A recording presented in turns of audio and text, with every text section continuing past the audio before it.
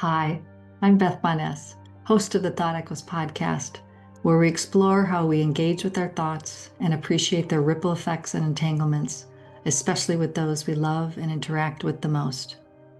In this episode, I'm joined with poet Anna Citrino, author of Stories We Didn't Tell, a powerful novel in verse that gives voice to the inner lives and family histories that were never spoken out loud.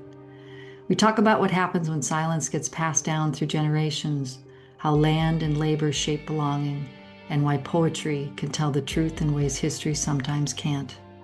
If you've ever felt the weight of an untold story, your own or someone else's, this conversation is for you. I hope you enjoy this episode. Hi, Anna. It's so nice to get a chance to meet with you and talk about your wonderful book. As I mentioned earlier, before we started talking, I had done a project with my mom who was in her 80s. And although I grew up in Wisconsin, and your story with your ancestors is in the plains, it's still the 1800s kind of to now. And so there was a lot of commonality, even though it was different parts of the country. So can you tell everybody what first compelled you to write Stories We Didn't Tell? Well, I was named after my great aunt, and I never lived in the area where she was born and lived and where my parents lived. And so I wanted to find out, like, who are these people? What is my heritage? What's my story?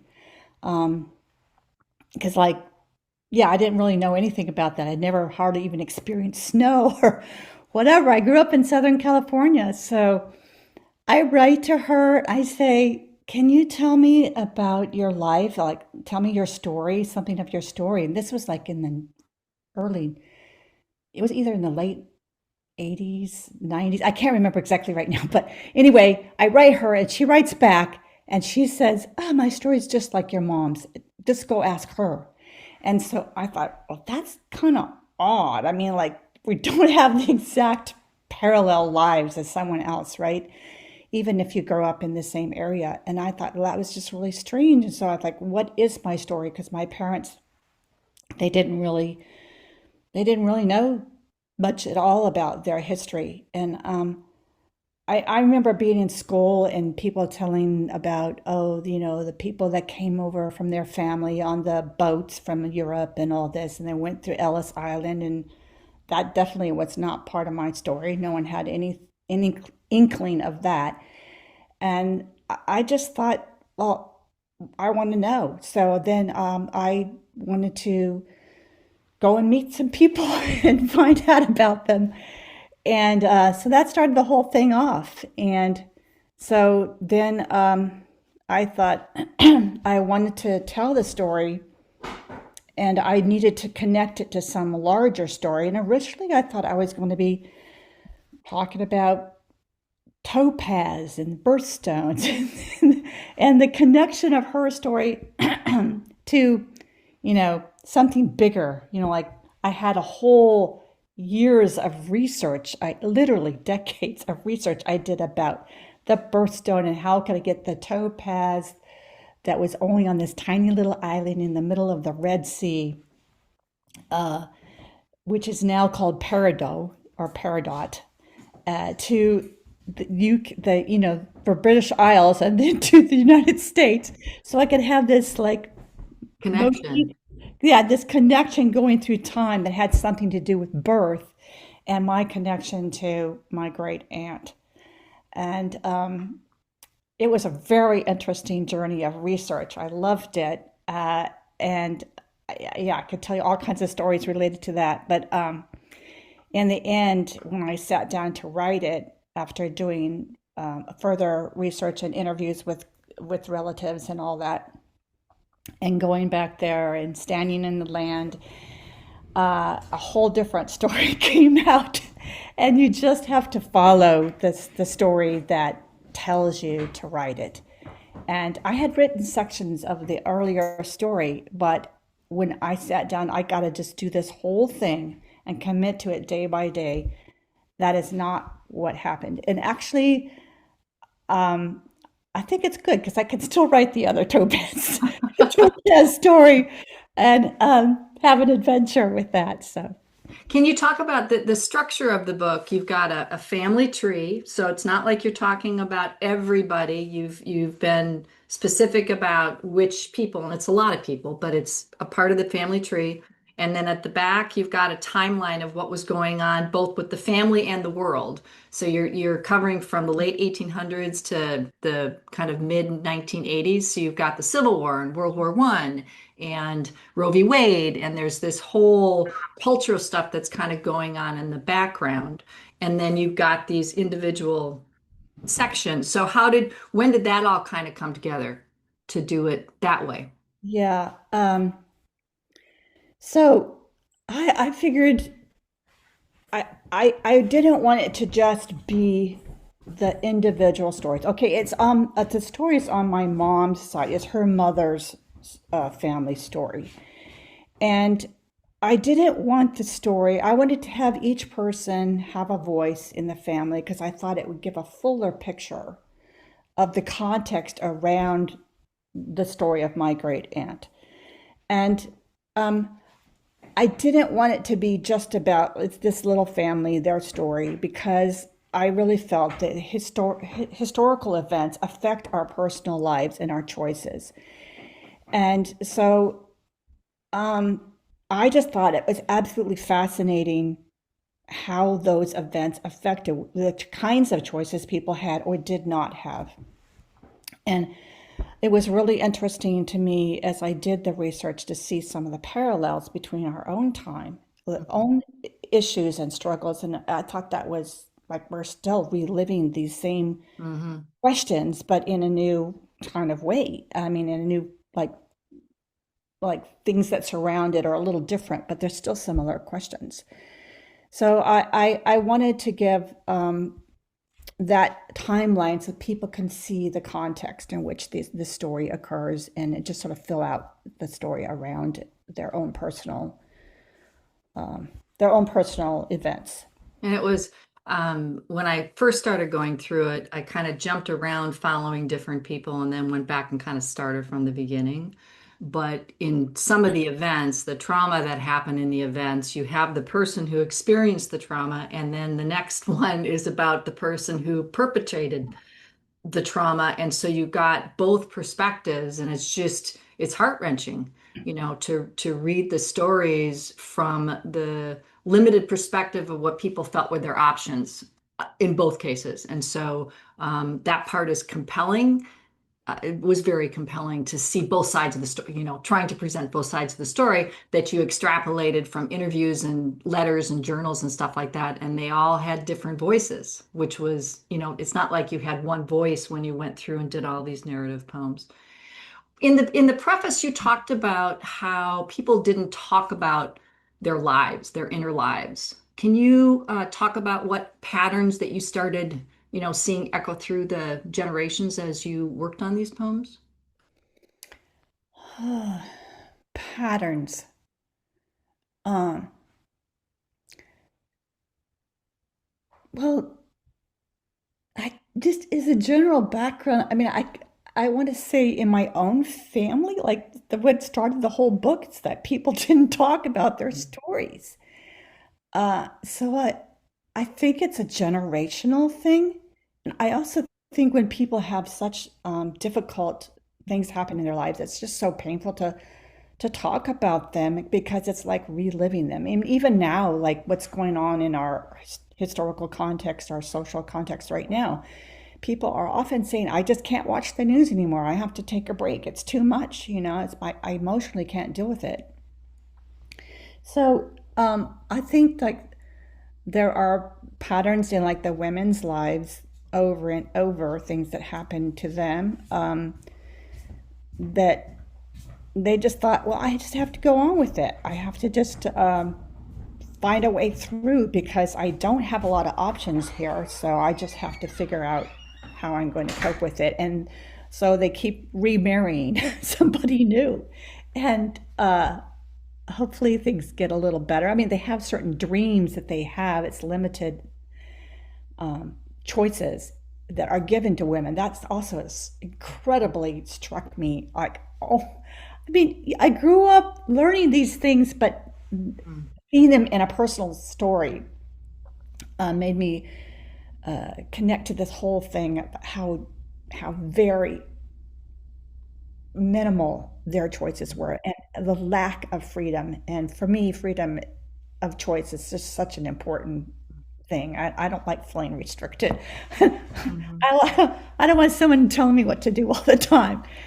And so I think that that is definitely a recurring thing through the book.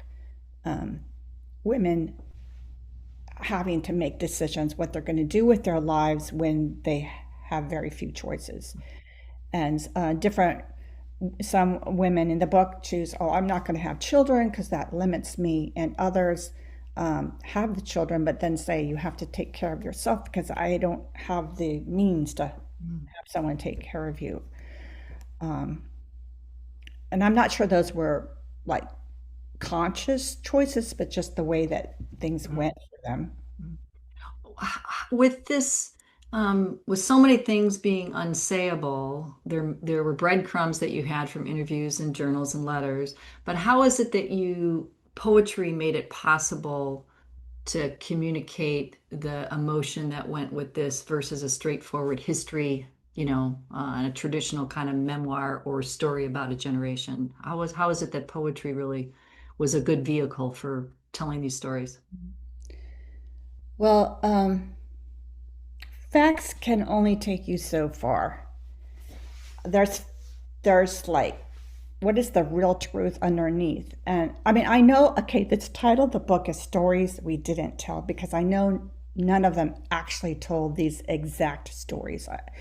So I took the breadcrumbs I had and then and I go inside, I listen deeply into my own self. What would that feel like? What would that feel like to be in a relationship with someone who did something that seems completely unconscionable to you, like that destroys your trust? How would that feel? And then how would it feel to be the person that knew that that was probably not the right thing, but you did it anyway? And yeah, how would that feel? So I think poetry tries to use concise wording, and I think that the condensation of wording and building a foundation of it's a physical plus a spirit filled experience. So you're using the concrete and the abstract melding. That is important to poetry, and so you have to use words that bring out both the inner life plus the outer life. So pulling those two together condense the whole thing to make a story that feels, mm, I think, moving in a way that just regular prose cannot. And I know the story doesn't have a typical story arc, like real life doesn't necessarily have a story arc where you have your problem, you're working on it, and it works out, or it doesn't at the end. Um, this is a story more about enduring through challenges. But I think that because it is in poetry and it's condensed language, it pulls you through time in a way um, that's compelling that prose would have a more difficult time with. Yeah, well, it's the narrative poetry. I love narrative poetry and the way that you tell any one of these poems with a little bit of context, you could kind of garner it, but having you kind of move through time and alternating these different perspectives and having, one event that happened from multiple perspective just gives it a richness. And I think, at least with my ancestors, my grandparents, they were people of few words. And so poetry allowed a communication very concisely, as you say, that would have resonated with how the little bits of things they might have spoken would come across. So I thought it's very rich. It's very Yeah, rich. I wanted to give words to people that maybe didn't have the words, like just because we don't have the words don't mean doesn't mean we don't have the deep feelings Mm. or thoughts. We might not have the words to put them into. So that I wanted to be able to give them the words that maybe they would have had if they could have had the words. Mm. There's a strong sense of place that runs through the book. The prairie, the weather, labor, the body and the land. How did writing the book shape your understanding of belonging in this family that you found more information about and kind of the land and history itself? How did belonging, or your part of belonging, get wrapped into this work? Well, I feel a real deep connection to the earth already. And it's really important to me to be out on the land, to walk, to garden, to uh, swim, ride my bike, scuba dive. I do a lot of outdoor activities. So um, I know that when I went to visit this area, as an adult person, my husband was doing art shows in the Midwest, and we drove across. And I got out of the car and stood on the earth right outside of Wheatland, Wyoming, where my mom was born. It's on the border of South Dakota.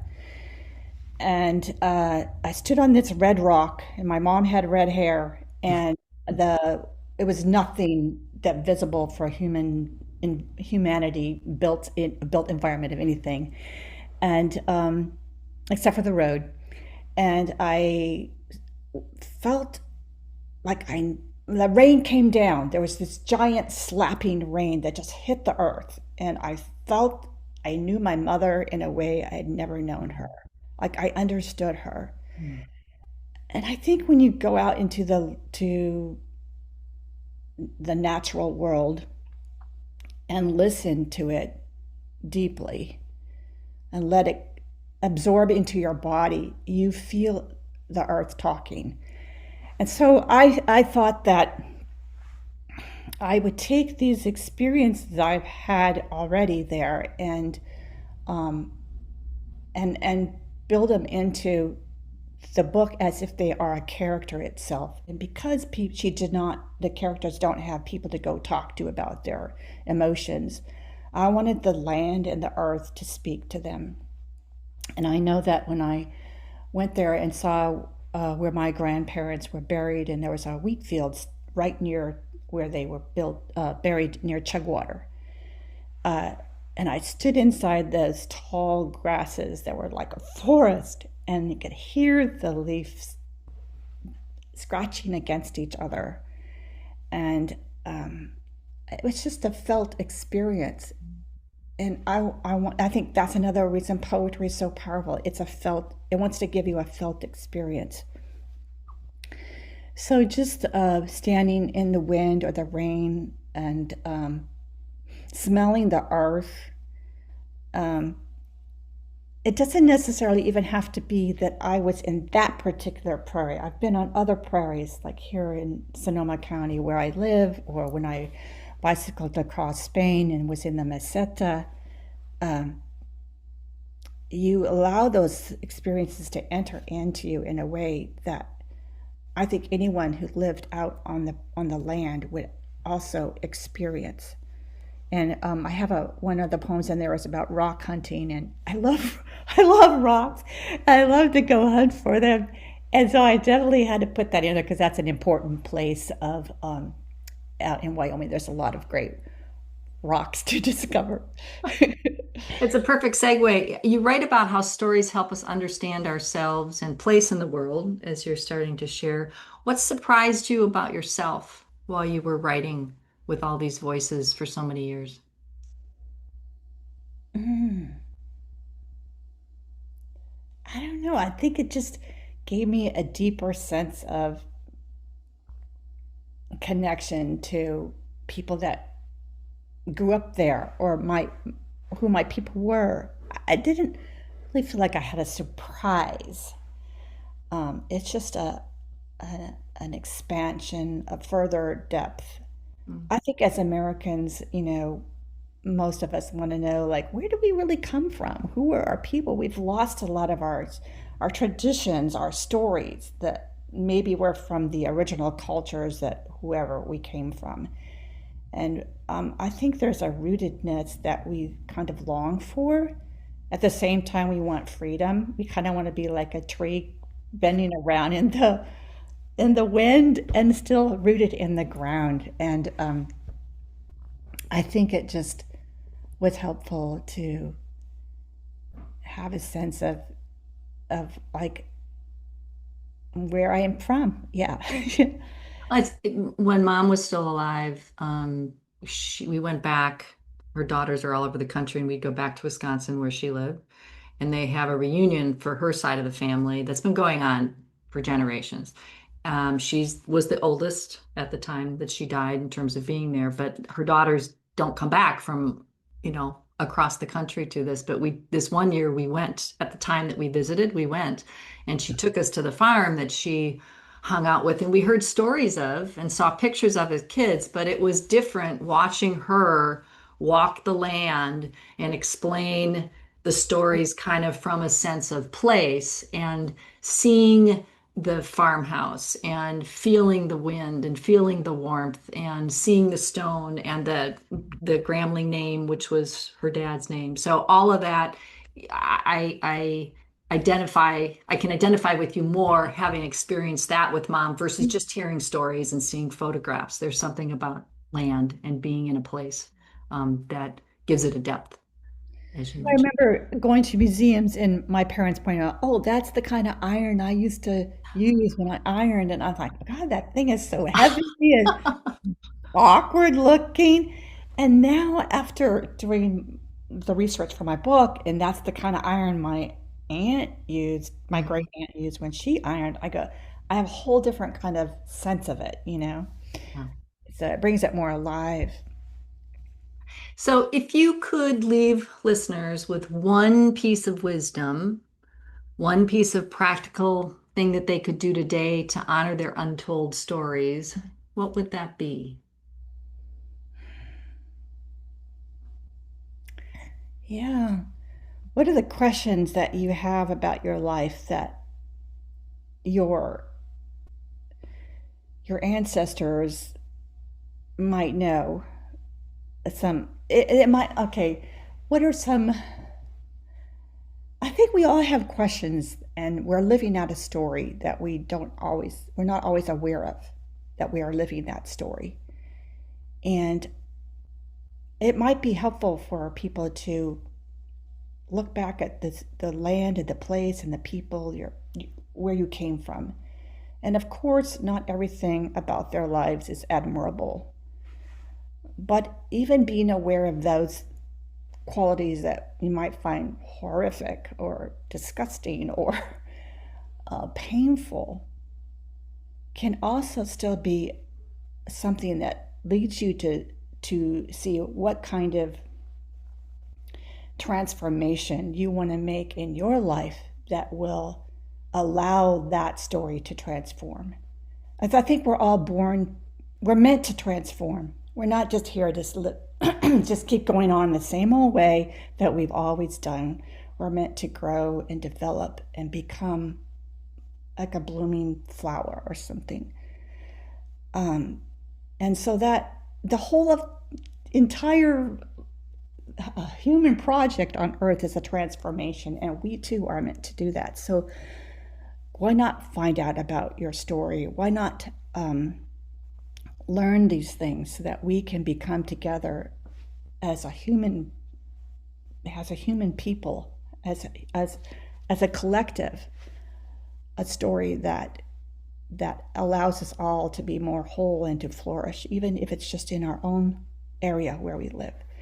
And I think that story that I learned, the difficult things, made me more aware of how people's suffering, what they dealt with, and how I might become a person maybe that can allow their story to become more healed. So through my own life, through what I do, and maybe you can be a person that allows that healing to happen from the past so it doesn't carry on into the future. I Mm. don't. That's beautiful. That's beautiful. I think there's a continuity. We all have a tendency to think, or else I have a tendency to think that it's like we're working hard and we're doing all this, and nobody's worked the same way that we have. But there are things that we've inherited from the past, good and bad, and you kind of try to focus on the good stuff and not necessarily something that has a thread that goes back to, an environment that um, created a response that you don't feel good about somebody doing, but you see some parallels. And so I think there's a Yeah. humbleness that can come from that, and a compassion for, I don't know what I would have done in the same circumstances given the context that you did. So it's easy for me to judge, Hmm. kind of with my everyday context or current context. And so the richness of stories by listening to our parents and our grandparents, and, as those stories are shared. So Yeah. thank you. Thank you. It was good to talk to you. And I'll put all the links for the website for the book and where people can get in contact with you and ask more questions. It may be that somebody is interested in digging into their, family history past, and so would be interested in kind of the process that you use too. So thank you so much for taking the time. Thank you for taking the time with me. I appreciate you. Okay, bye-bye. Bye bye. Thank you for listening. If you enjoyed this episode of the Thought Echoes podcast, please consider subscribing, leaving a review, or sharing with a friend. It helps get the word out. Until next time, keep exploring the echoes that shape your world.